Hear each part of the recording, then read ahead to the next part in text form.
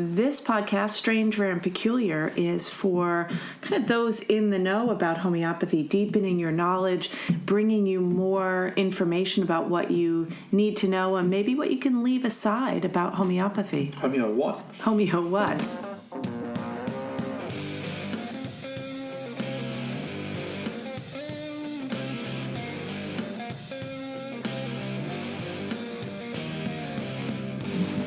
All right, we're underway. Good morning, good afternoon, Good afternoon. Hello. We have a special guest. and good evening. Who's the special guest? Who are you? It's Tina Quirk, the one, the only. Hey, Tina. Hello. What are you doing here? Well, many reasons. You've got a Hanuman tattoo on your arm. Yeah, that's. I came to attend the master's graduation of Master Denise Straiges. That's me. And we all tattooed ourselves. At Johns Hopkins because it felt like a good subversive activity. Yeah. So I went up to get my hood while wearing a Hanuman tattoo under my robes, and Alastair and Tina. I've been wanting to tattoo Tina for so long. This is the closest that I've gotten. I love mine. Yeah, I've got I mine did facing too. me, which I really like. Yeah, I like it facing too. Yeah. I didn't do Thanks, mine Tim. that way.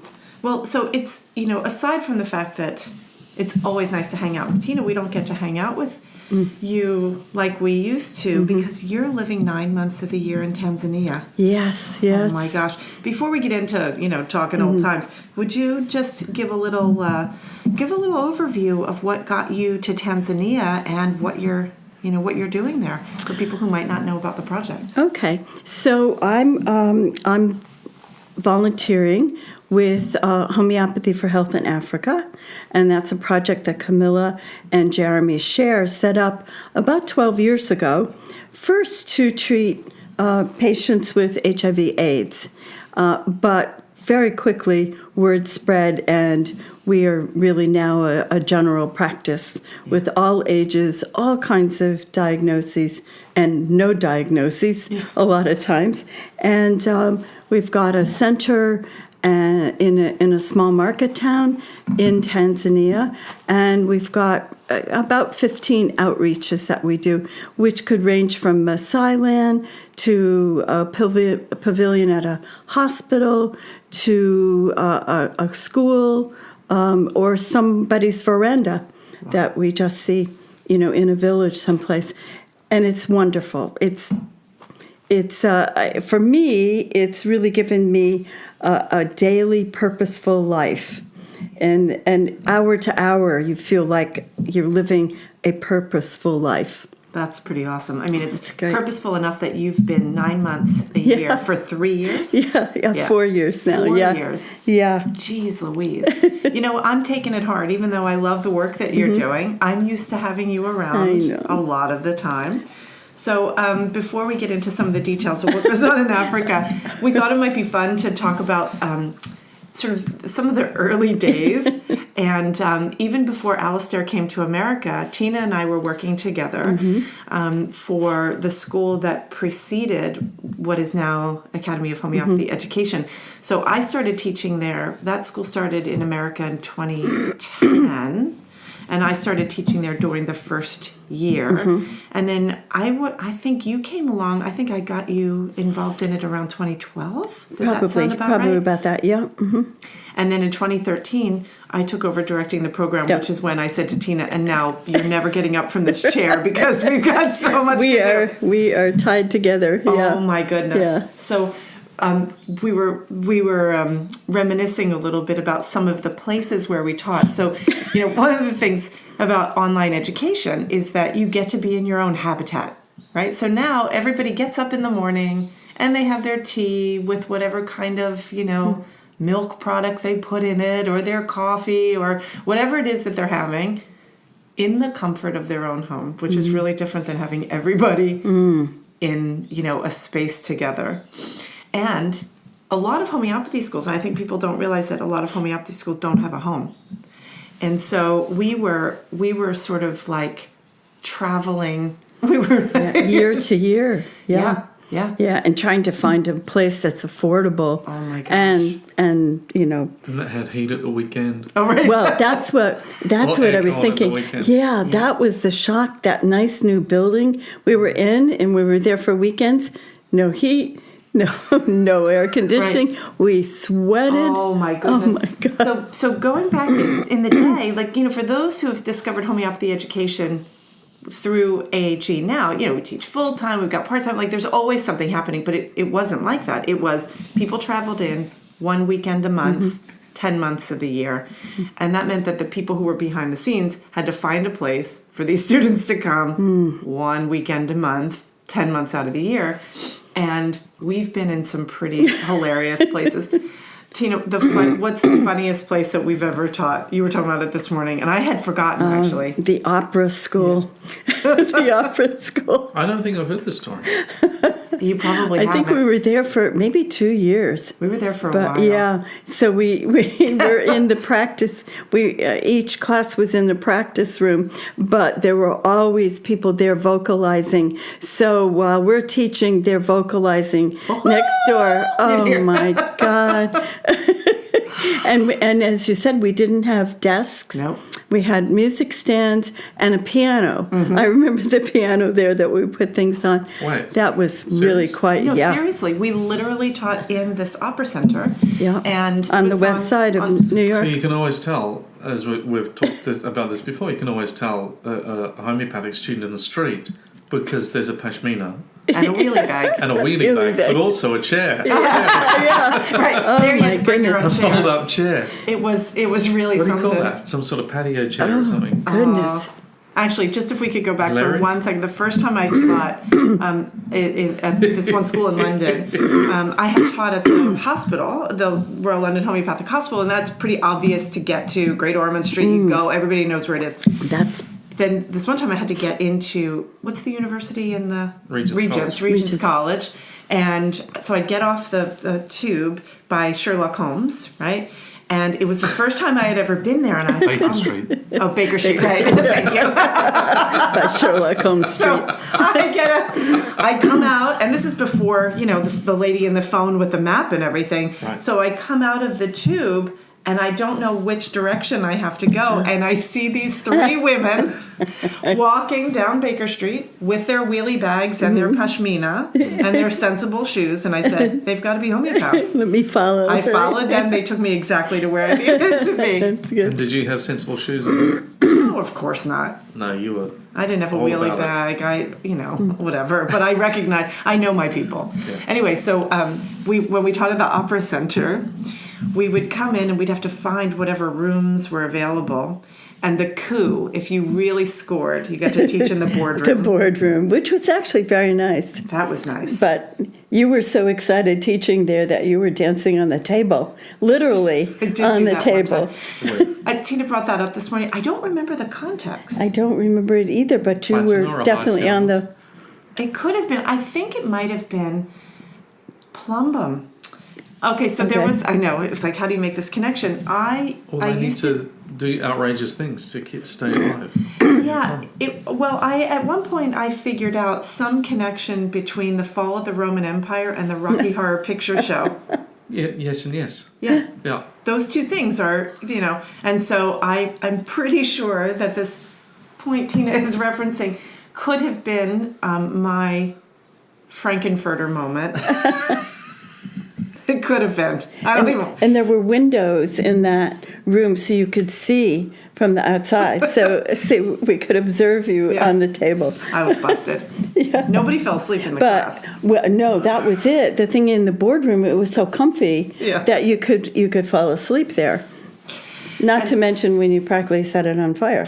There was that time. So There was that. there She was that skips time. over that. So one of the things I didn't realize is that sparklers, like a sparkler that you light on the 4th of July, if you light them enough of them in an enclosed space, Enough of them. they can set off the smoke alarm, and that there are sprinklers in these buildings. And that there's a $10,000 fine if you... Yeah. So when I would teach phosphorus, I had, my whole shtick, and I would give everybody a sparkler, we would light them, and then I would go around and sit on everybody's lap and give them an inappropriate hug, which now I would get arrested. They'd lock me up and throw away the key. I'd be Me Too'd. But back in the day, we did this sort of thing until the smoke alarm went off. And luckily... No sprinklers. No sprinklers. No sprinkler in that That would have been a Yeah. nightmare. I was just thinking about other venues I've been in teaching, because I taught before I joined with you. I taught with Joe Daly and Kathy Lucas. So we were in law school in Brooklyn Heights. Oh, yeah. Right? Was I there? No, I was there in the very beginning when we were in the insurance company. No, at Borough Manhattan Community College. Oh, at that one? Okay. I forgot about that one. Yeah. But soon after that, we were in the insurance company building, which was really weird that we're there. They had nice classrooms and everything there. And then 9/11 came, Yes. and of course, that became a rescue center. And so we were then in a second grade classroom on the Upper West Side in those little teeny tiny chairs. Johanna Antar was... So for AAG students... an adult in a second in chair. kids' chairs, yeah. Yeah. We were lucky to find it after 9/11. Yeah. Wow. And that's where I taught Heber Sulfan saying, "Hot town, summer in the city." The things that go on in homeopathy education. But that was also the same school that I taught burrito carb on my knees, waiting for people to recognize why I was on my knees at the table. These things are hard to do online, I have to say. Yeah. You're totally right. Yeah, we had some really good times. Because the other day when I was impersonating an irritable Nux vomica, I just think people thought, well, that's Al just being himself. But whether you're live grouchy. or on camera, people just think that's you being yourself. Yeah. I did teach Thuya once wearing green striped pants, which does beg the question, why did I have green striped pants? To begin with. Yeah.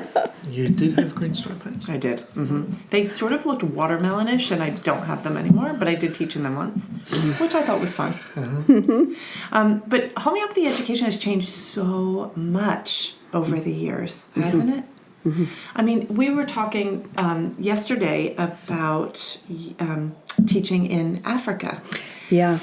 And one of the things I thought would be really interesting for people to hear about and to think about, especially since, folks who are listening who know our community, or, some of the alumni and old-timers who would know you. Because you, the last time you would have taught with us live. Well, before COVID. Before COVID. Yeah, because I was doing greatest hits. Yeah. Yeah. So Tina's greatest hits. But one of the things that has happened in homeopathy education is, and we've talked about this a bit on the podcast, is that it has become, there's so many people who just teach their own sort of flavor, and they call it homeopathy, in the same way that there are products that are labeled homeopathy, like homeopathic mints, I think is really ironic. Oh my goodness, I kind of love that. that. Stress mints. Oh. Yeah. But the same has happened with homeopathy education, and there's one of the things that I love about Jeremy's teaching is that although he approaches so many topics from these really broad perspectives, he gives us the 30,000 foot view. When it comes to practicing homeopathy, it's the no BS homeopathy, and in Africa there's no way around that. You're not taking 90-minute consultations and going into the all of this other sort of psycho-spiritual stuff. Would you just talk a little bit about sort of what a clinic day looks like? Oh, and I guess I should put some context, because people who are interested in this, you can go to Tanzania. I mean, they have internships, they have volunteer positions, and so it is really a way to potentize your skills and to really So just talk a little bit about what's a consult like there. Well, first of all, there are no appointments. I think let's preface both the teaching and practicing is that you're entering into another culture.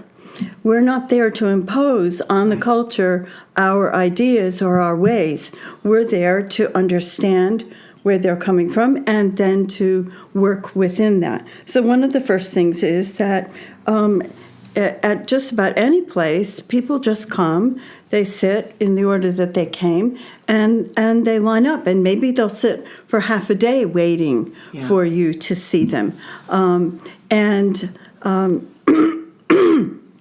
So one of the places that we go to is we have a pavilion that we use at a hospital in a rural village. It's partway up Mount Kilimanjaro.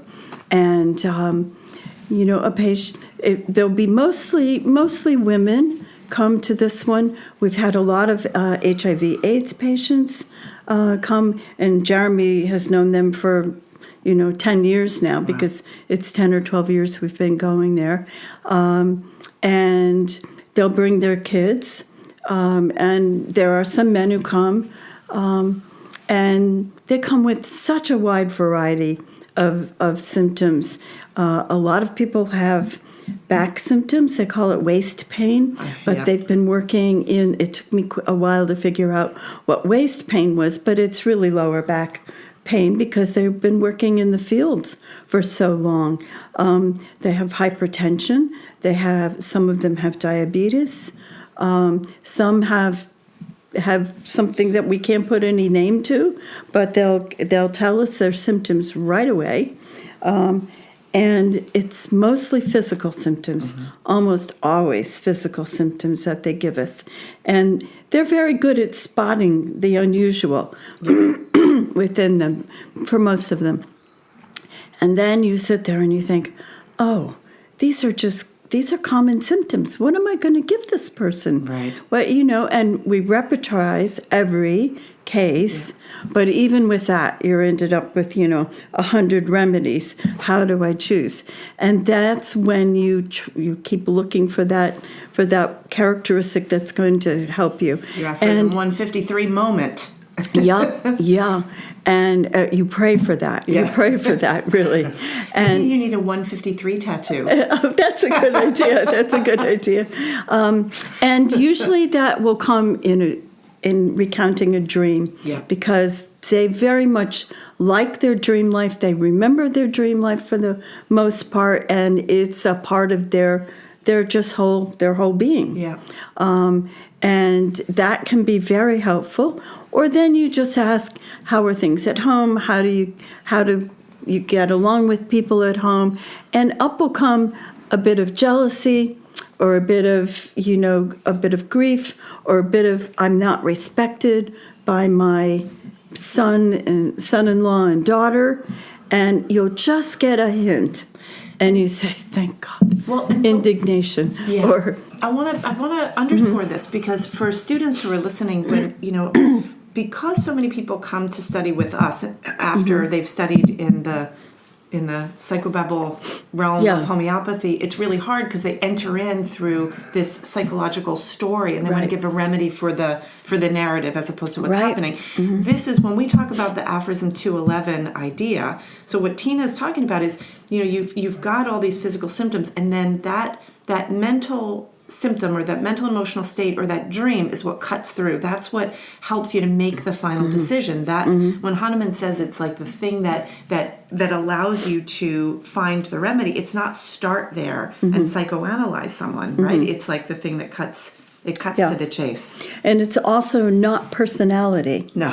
Not the personality that you're bringing to it that then you find a rubric for. I really feel like we're practicing so close to the way Hahnemann practiced. And it feels very good.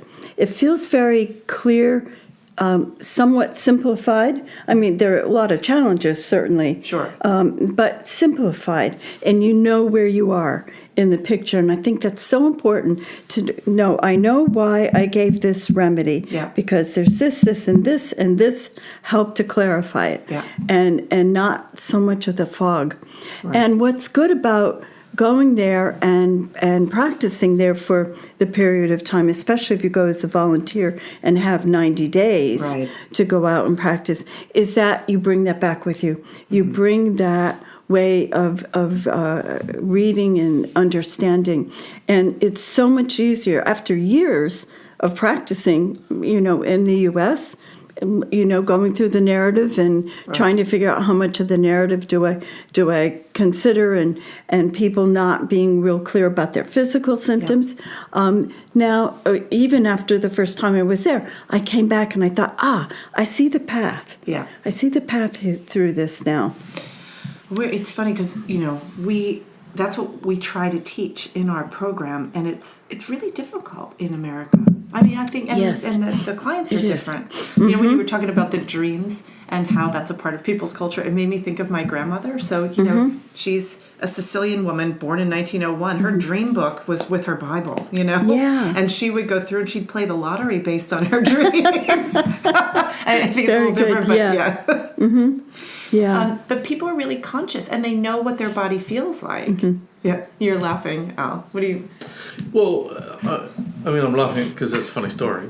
But I'm also thinking the dream section is problematic for us. And it's interesting because you can't just open up the dream section and go, I'll use it. You've got to be quite discriminatory about the information you find in there. Oh, totally. And so, where I was caught up was back of 3 or 4 minutes ago. Because because it's skilled to use that section well, and not just trust that some prover, because there's a piece of information there, a remedy is associated with that. You've really got to go and see the proving. Yeah, that is very helpful. Because the translation, and especially when the students of Kent were translating dreams to motifs, I don't think they got it right a lot of the time. So, anyway, that's where I got caught up.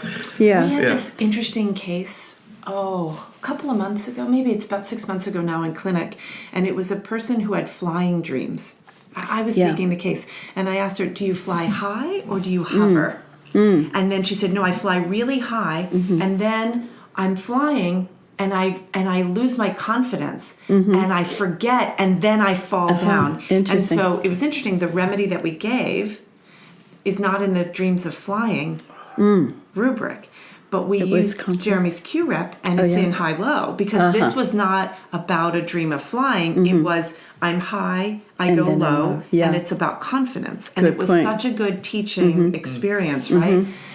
Yeah, the dream, when people take it, sometimes going very literally, is tough. But in a way, it's probably more literal in Africa, the way that you're taking the cases. Yeah, that's true. It can be. Yeah. But also, I'm thinking in the dreams, when you're talking about that, Al, is that I think we tend to do a bigger rubric dream, so we don't get down into the specifics of the dream as much, but the bigger rubric that represents that. Yeah, but you mentioned Jeremy's mental qualities. Yeah. That's what's so great about that is you can use the bigger, the Bonninghausen type understanding of it. Yeah. I'm glad that you mentioned this, because there's this trend in homeopathy now for people to use the Bonninghausen repertory, the TBR2, and this idea with it is, well, you only need the remedies that were in Hahnemann's time, and you need to know them well. And it's a complex conversation that involves a couple of things. One is the Bonninghausen style of repertorization, which we do innately. I think those of us who studied with Jeremy Scher, when he talks about how you're looking at a case, it's so Bonninghausen-like because you don't want to leave anything out. So you're choosing those bigger rubrics and not going to these tiny little needle in a haystack in the beginning. And you're making sure that you've got your complete symptom picture, right? But I feel like this trend in homeopathy to using less remedies, it's like this idea of connecting Bonninghausen style with only Hahnemann's remedies. Those two things have gotten conflated. Do you, right? Al, would you agree with that? The one attempt to overcome that was when Van Zandvoort wrote that piece of software. It's got to be about 2000, maybe 2001. And do you remember for a period of time there was this repertory called Repertorial Universal? Oh my gosh, yes. Yeah, I forgot all about that. So that was a piece of software where he got a bot to crawl through all of the remedies, all of the provings, and create Berningshausen-style rubrics. And was able to, therefore, have a tool, an instrument that you could work in that way. It came off the market pretty quietly. Don't think it worked. Yeah. Do you remember there was an article, Demetriadis wrote an article called Bogus Berningshausen. It was because of that. Okay. Oh, that's where that was. Yeah. But it's funny because I feel like the trend toward that, so this is all wrapped up in sort of polarity analysis and Benninghausen, is I really appreciate what people are trying to do, which is to get back to sort of legitimate foundational Hahnemannian homeopathy. But you can use sort of the aphorism 269, which says any substance, where Hahnemann got in his later years was any substance, regardless of whether or not it has been noted to be medicinal, when prepared in those exacting ways, the innate qualities, medicinal qualities, will be brought to light, and then through a proving, right, aphorism 20, we can then find out what it's about. And so what's missing then in that idea of going to the 125 remedies are newer remedies with very well done and validated provings with clinical validation, right? So I think about remedies like gallium. Yeah. We were talking about gallium the other day. Yeah. We must have seen, we've seen a dozen gallium cases in the teaching clinic. I've got a dozen more in my practice.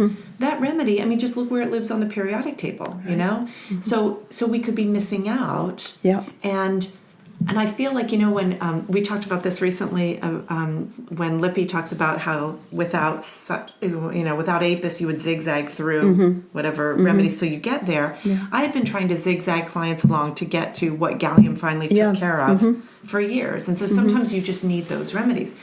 So it's a very interesting time, and I think something that I just appreciate about, I think, Jeremy's vision to go to Africa is like it encompassed all these things, right? It was epidemic theory, can it play out in reality, acute versus chronic, AIDS as an acute versus, HIV/AIDS when it was in its acute stage versus chronic. Can you treat through the medications and treatment failure? How can you remove all of the Western psychologization that happened post-Kent in homeopathy? And that style of repertorizing that we talk about as being very Benninghausen-like, but we almost can't say that now because it's got a trademark now with the TBR2, right? So there's this way, I think, that what we're trying to do is to bring what is happening there into the modern context of homeopathy here, right, in the clinical setting and in education. Sorry, that was long, but I just thought of it. It just came to me now, and there it is. There it is. It just came out. Yeah, and those I'm just thinking back to the list of concepts you talked about, and first of all, he went there to understand better epidemic theory and apply it. Yeah. And he spent the first 2 years collecting symptoms of the HIV/AIDS patients that he saw, and he collected maybe about 2,000. If you see his computer work on that, and from that, then came up with about 20 remedies, which he also, in his brilliance, matched with the miasms. Yeah. And which makes it much easier to figure out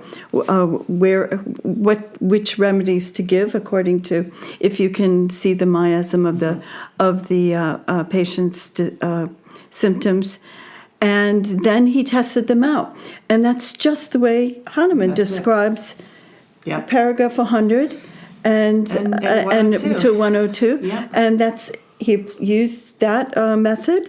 And we've come up and we've used those remedies over and over. Not to say that we don't go outside of that collection of remedies, because we do, but it's really made a big difference. Yeah, and we're using the remedies with patients who are on antiretrovirals, which are very powerful medications. Yep. And one of the things that was unexpected is that the homeopathy helps with the side effects that they experience from these antiretrovirals, and helps them to stay on the antiretrovirals more consistently, because as soon as you miss a few doses of your antiretroviral, the organism starts to mutate, and then it's passed on as a mutated organism, and so it just makes it so complicated. So that's not what we set out to do, but it was an unexpected result. And we've also had, and it's on the website, the HHA website, that there are patients that have come back with CD4 counts that are amazing, and they've obviously popped up after 2 or 3 weeks of homeopathy treatment, and it's great. It's great to see. Yeah. And the patients are very happy. So in Tanzania, one of the satisfying things is that there's no question, there's no skeptic question about, well, is this going to work? What is this?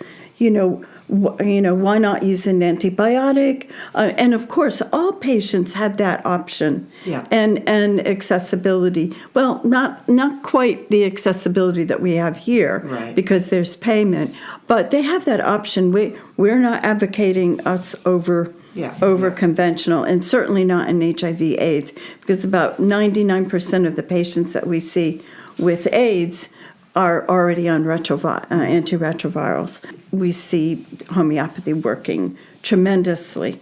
We also see it working very efficiently and quickly with patients, which then you say, why?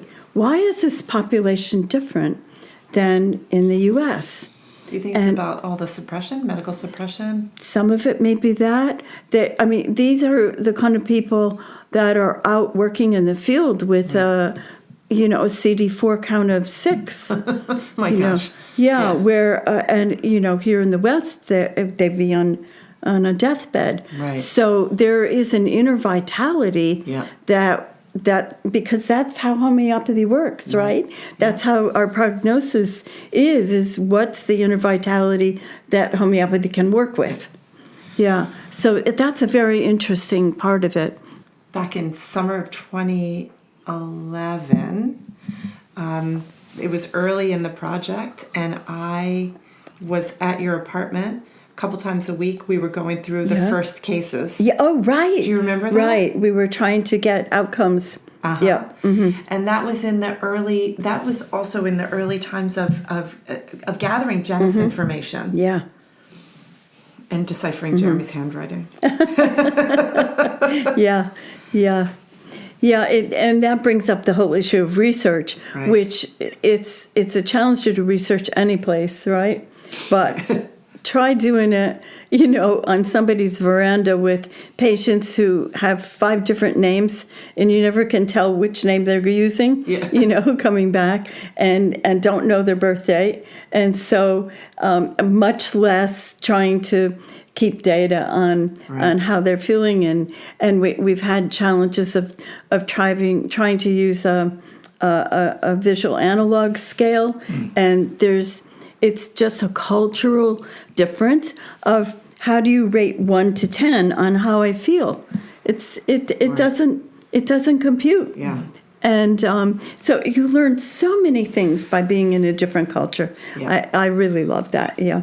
What do you miss when you're so now you're back, and I feel so lucky. You've only been back 3 weeks, and we got you for 3 days. Oh, and I'm so lucky too. I'm so lucky here. We've hardly slept. We've been we've been laughing. Apparently, yesterday on the Amtrak train coming back from Baltimore, we were laughing very loud. I intervened because of the conversation that involved, was it Uncle? The whole car. My Uncle Pete. Luckily, we were in the quiet car. That would have been torture if we were in the quiet car, Yeah, we couldn't have been. There's no way.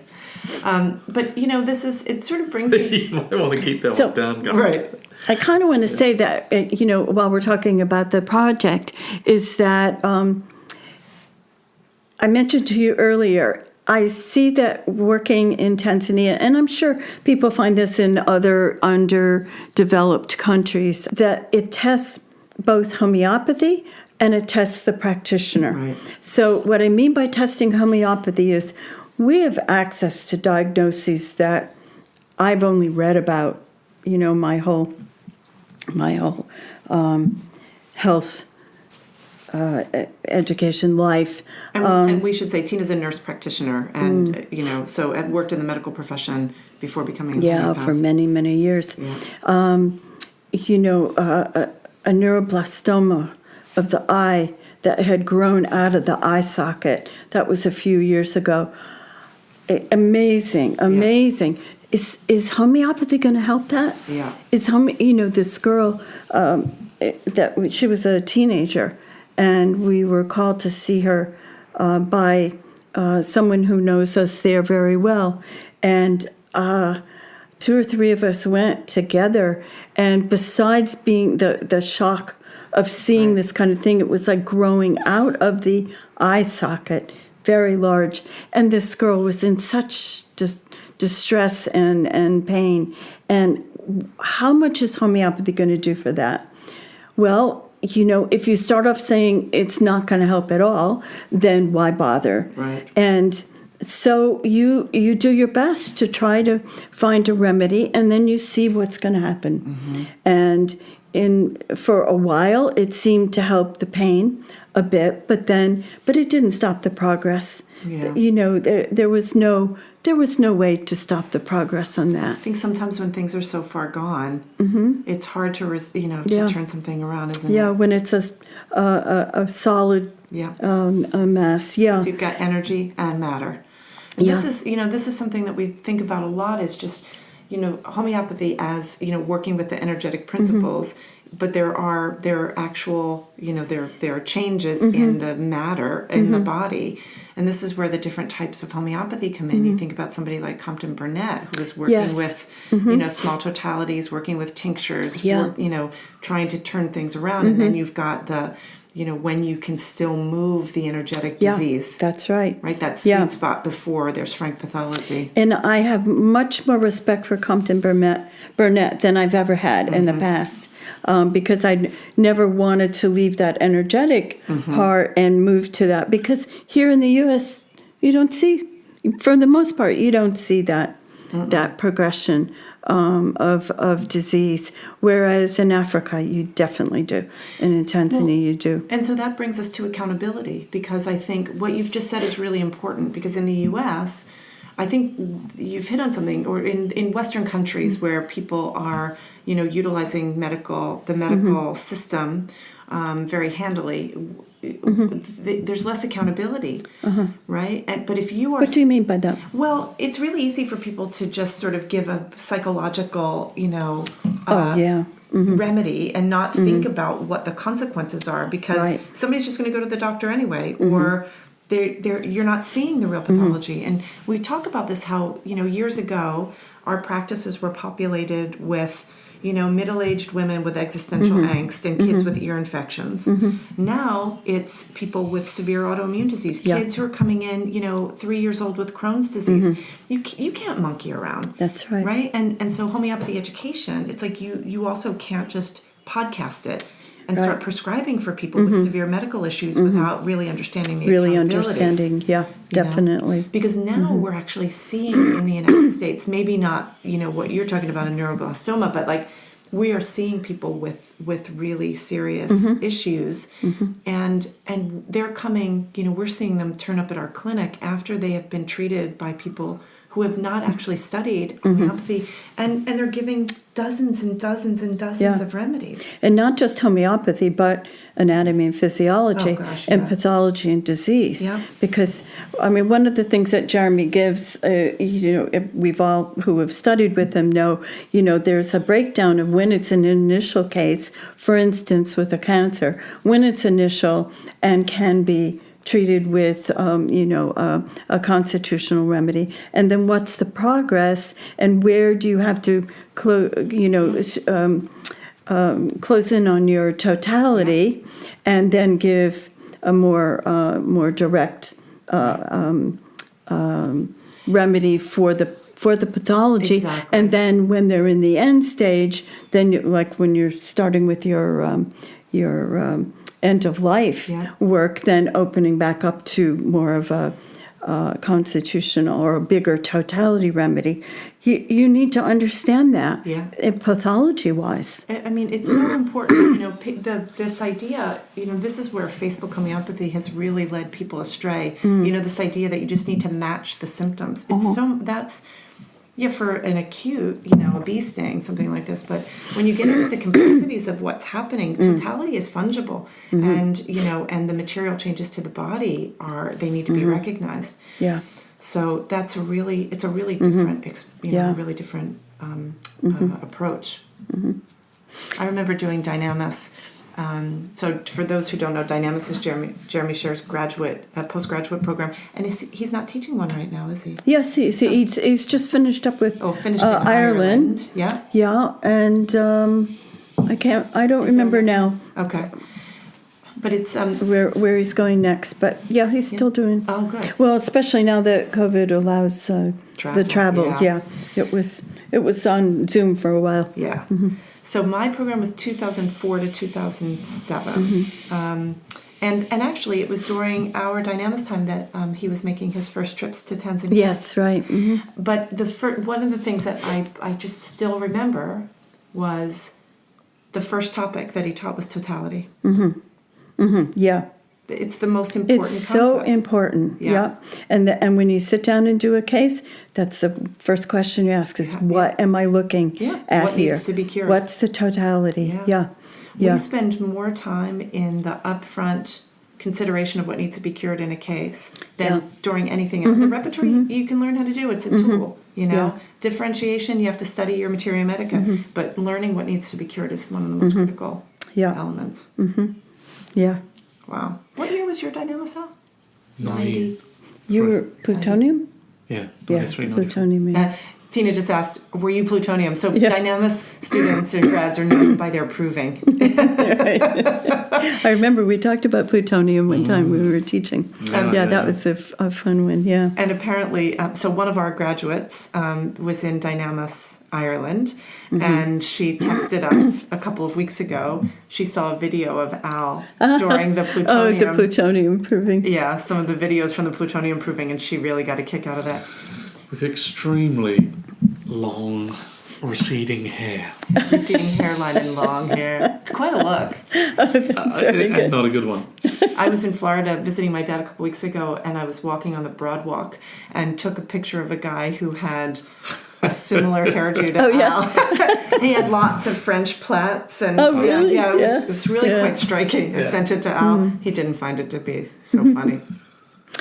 So to go back to the testing, so I said it tests homeopathy and your understanding of homeopathy, and how far can homeopathy go to treat and cure a patient. And sometimes it's so surprising, and sometimes you see the limit, and rightly so, as we talked about, because the progression of the disease is beyond what you can cure, but many times you can palliate, which is what the old masters say, right? Totally. There's nothing wrong with palliation if that's the phase that the patient is, right. This is something that really came up a lot for me in writing my thesis and looking at 19th century American homeopathy and the rift between Hering and Lippe. Something that I didn't know is that there were two homeopathy hospitals, and the one that only closed down, recently here in Philadelphia, Hahnemann Hospital, was from the Hering side of things. And then there was another hospital, it was Women's Hospital, and that was the Lippe-led hospital. And they only used surgery as a last resort. They professed, diet and full, all of the regimen that Hahnemann did. And Hering was moving more into sort of the merger of science and homeopathy. In fact, he said if we don't embrace science and scientific medicine, we're all going to be considered quacks. Either way, right? No matter what, even though I have some challenges with sort of the road that Hering took. But I think it really does speak to the fact that homeopathy, in Hahnemann's lifetime, there was hospital-based homeopathy that was inclusive of the medical treatments that people now say Hahnemann considered barbaric, which he didn't. He was looking at 18th century and early 19th century medicine in terms of what was barbaric. But the homeopaths were learning surgery. They were performing surgery. And then they were using homeopathy pre- and post-surgical protocols as a way to, move that forward. Yeah. And I think that's a goal for us to think about. How do we get back to that? And I think about how American homeopathy got to the point where people say, no, you just learn homeopathy sitting at your kitchen table. That person will remain nameless that you and I have had discussions with many times. But there is a way in which it was not intended to be kitchen table medicine. Even the misunderstanding of Hering's domestic physician, he wasn't saying every man and woman, every parent should be a domestic physician. He was saying if you are going west and there is not a doctor for 100 miles, and you should have this access to this information, right? Well, that's also the concept of the lens. As homeopaths, our lens is very large, which includes conventional and other approaches and obstacles to cure, which is a big one, right? Removing or helping to remove those, and homeopathy. We've got the whole tool bag, whereas conventional medicine seems to have the smaller view, the smaller lens. And isn't that great? Because I remember, here years ago, decade or two ago, a mother of a kid who had an abscess on his thumb, and I was treating it with homeopathy, and it wasn't getting better. Right. And I kept thinking, I don't know, I tried 2 or 3 times. I don't know, I'm at a loss now. I don't know what to give. And someone who is far better than I might have, found the right one. But at the point I was at, that was it. I did not want that to go on any further in this child, And so then I said to her, you take her to the doctor and get the antibiotic that it's needed. And you do that to save the situation. It doesn't mean that they don't come back, and then you start giving a constitutional or something else. But we have access to all of it, whatever's the most appropriate, and hopefully we start with the least interventive first. But we need to know when to change, when to refer. Al had an issue with his finger recently, and he wasn't doing any homeopathy. I got you soaking. I was too busy. You were very busy. Yes. He was walking around with a dirty open wound. He was out in the garden, uncovered wound. I was looking at him and I thought, oh my goodness, come on. But much like Hering, look, is that the finger? It's better. It's totally better. It's totally better. And he finally conceded and took a remedy. Got a dose of arsenicum, just like Hering, with Hering's dissecting wound, and that's what got him over the hump. But it was miraculous how quickly it did, You also cleaned it and put a bandage on it. All those things together. Yeah. You're welcome. Yeah. Oh, yeah.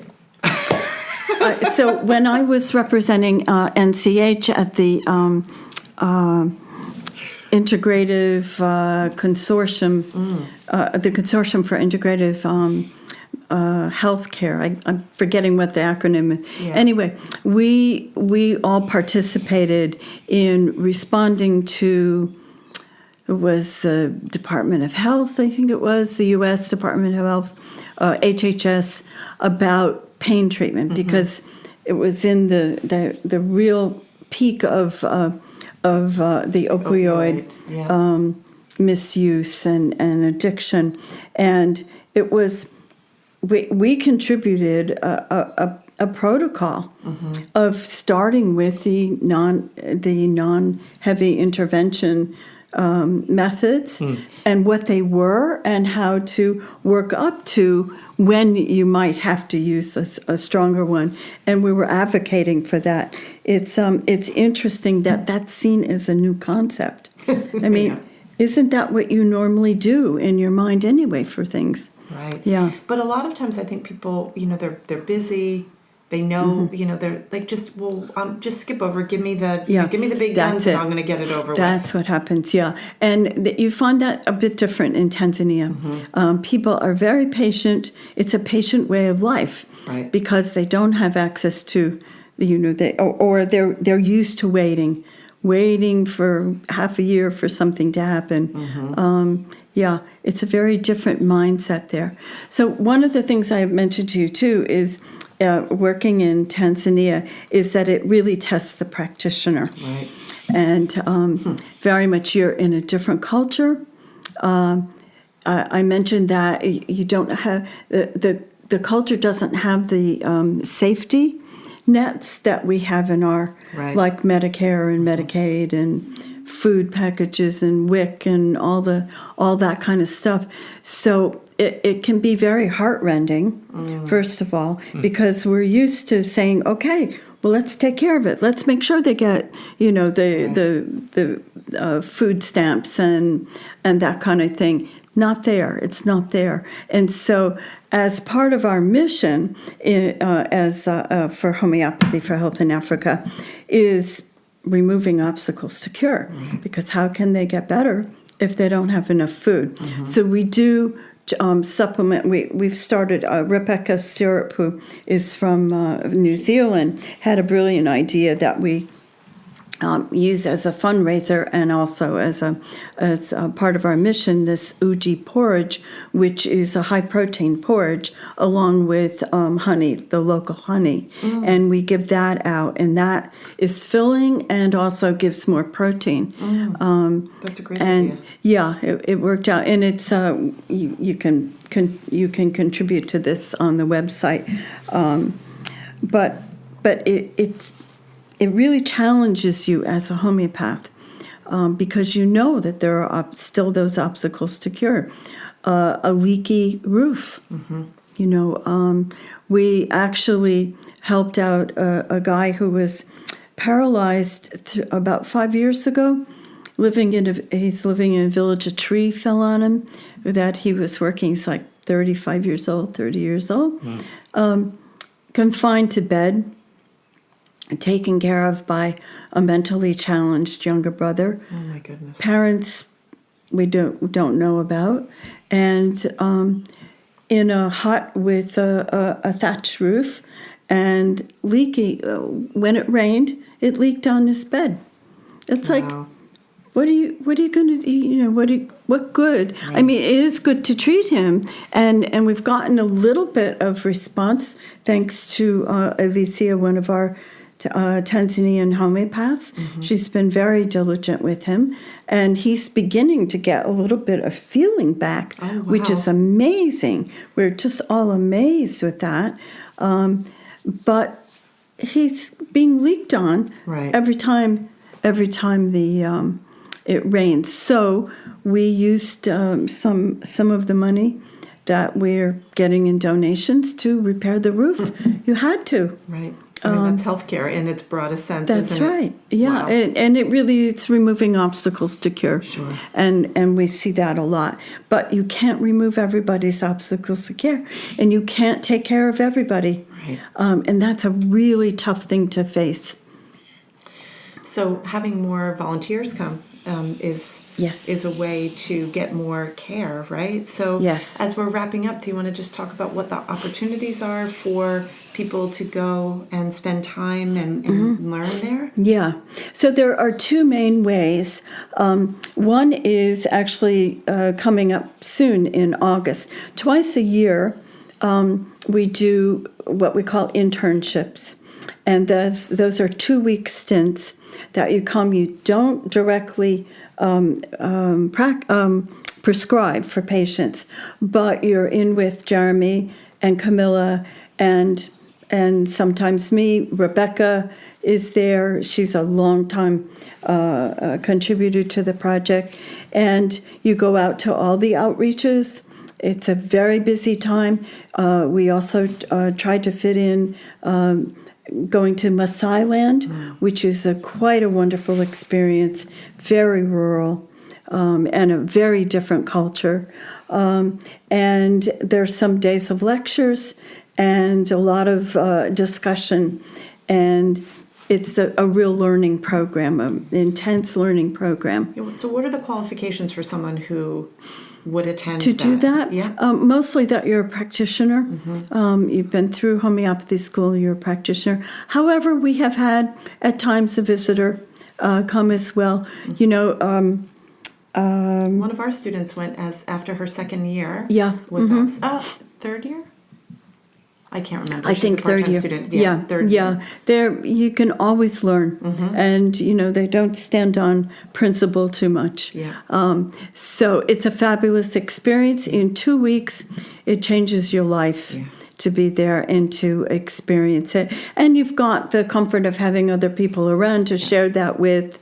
We had a wonderful time in January with that, with the and then the other experience is definitely coming as a practitioner, and maybe with at least a year or so experience, and that is you start off.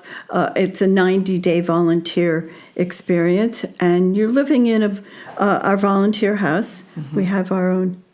We have a house that we maintain for volunteers.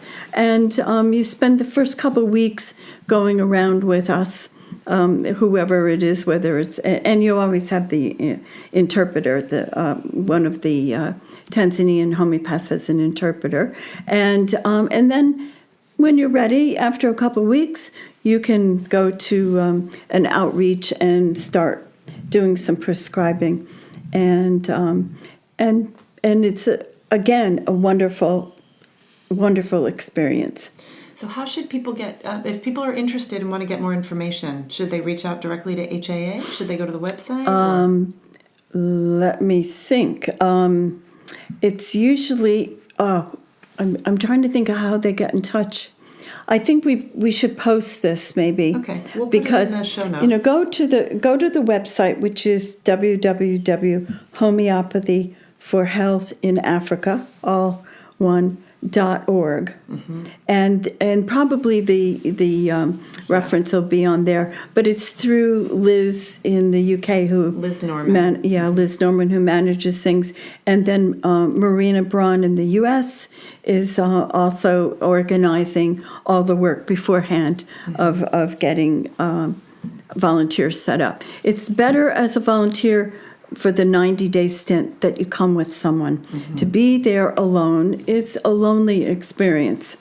And most people think that they are fine, but after you're there for a bit, it's really good to have another person, because we can't really entertain you the whole time, and our staff have lives and families too, so it's important. It's really helpful if you have someone else, or if Marina, for instance, knows that another volunteer is coming, and then you can meet.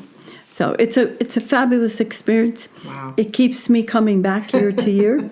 And you're in the States for how long this time? 4 months. 4 months of eating premium ice cream. My biggest... And salad. And really good chocolate and salad. Yeah, lettuce. We had a grilled Caesar last night. Grilled. A bit of extra lettuce. We had 3 courses of lettuce and with our dinner romaine last night. No. Haven't filled it.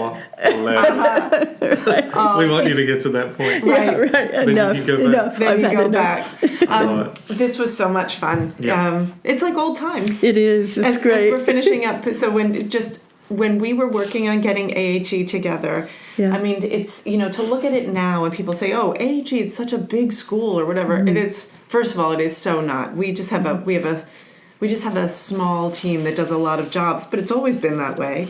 And in the beginning, when I got the call that I was being asked to take over what was then a very, very struggling program, the first thing I did was, back then was Skype when it's international. I was in London at the time. Right. I first Skyped Tina, and I said, "Are we going to do this or Guess not?" what? Yeah. She said, "Yes." And then I Skyped Al, "Are you in?" "Yes." And then the three of us got the really team. and it was an unbelievable amount of work. We were talking about it last night. When we first started, we had to introduce a new curriculum to students that had either 1, 2, or 3 years with another curriculum. So every group had a different timetable. Then we took on Anne's students. Anne Jerome retired. We took on her students for her, and then we had yet another group. It wasn't until what year when we were only doing our curriculum? Then we had Taliosis. That was just a couple of people. But I think it was 2018 when we finally... when we were finally able to do just our curriculum. And that's when I started going to Africa. That's so right. I was not doing my You left curriculum us. You left organizing. us. Oh my goodness! For a worthy cause. Good thing it was for a worthy cause. We would have held you. We would have held you back. My brain was in extremis, trying to fit the quarterly into the tri. Threes into the oh fours. my God! There was one day when we were planning on how we were going to introduce the full-time program. We were sitting at our dining room table in Brooklyn, and Tina looked at me and she put her hands over her ears and screamed. I know. It's like, oh no, because I was also the one counting hours all the time. Oh man, because we were meeting the Achina requirements, and students had to make up a lot of time. This other program didn't meet the criteria. So Tina had it to the point where she was not counting bathroom breaks. I was like, "Come on, T, let's go. They can have this 15 minutes." Right. Any alumni will remember. And you said that in your former work in Australia, I think it was, you said that the curriculum coordinator didn't last more than 2 years. And I was already in it like for 4 or 6 years. I thought, oh man, I'm permanently damaged. We chewed through those folks real quick. It certainly made me feel much better, but I thought, the damage is permanent. The timetabling was absolutely maniacal to do. We had all these little pieces of paper with all the classes that the students needed. We had every single topic that they needed, and we had to backfill what students from other programs didn't have. It was unbelievable. But we really learned curriculum well, didn't we? We sure did. I know. And in Tanzania, we are we're in the very early stages of starting a school. Yeah. And boy, all that work that I did has come in really, really well. Brilliant. That's good. Really, really well. Well, I've got a story about Tenacity because over your left shoulder, throughout the last hour, is that little bird's nest. Bird, yeah. And so I've been watching this bird. I think it's the male because I'm getting more familiar with them. They're tiny little birds about this long, and they live in a little house there. Oh. And the male has been turning up every 20 seconds on the perch with a stick, twig? crosswise. Oh, yes. So it's 4 times wider than him. Oh, yeah. And he's trying to get in the hole. And then he actually, when you started talking of, I think more recently about, so then he got it, and I'm going, oh yeah. Did he go in sideways then? That's great. Because there's a little birdhouse in a tree right outside of the doors here where we're talking. It's anyway, learning. Tenacity. Yes. Yeah. And that's stuff. what it is with homeopathy. It's tenacity. Oh, yes. Right? Yeah. Staying with it, changing the world, people.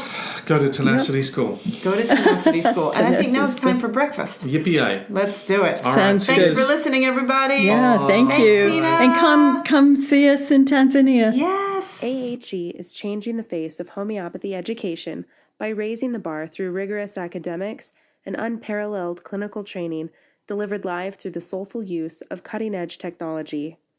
AHE prepares its students to become fully rounded homeopathic practitioners from anywhere in the world.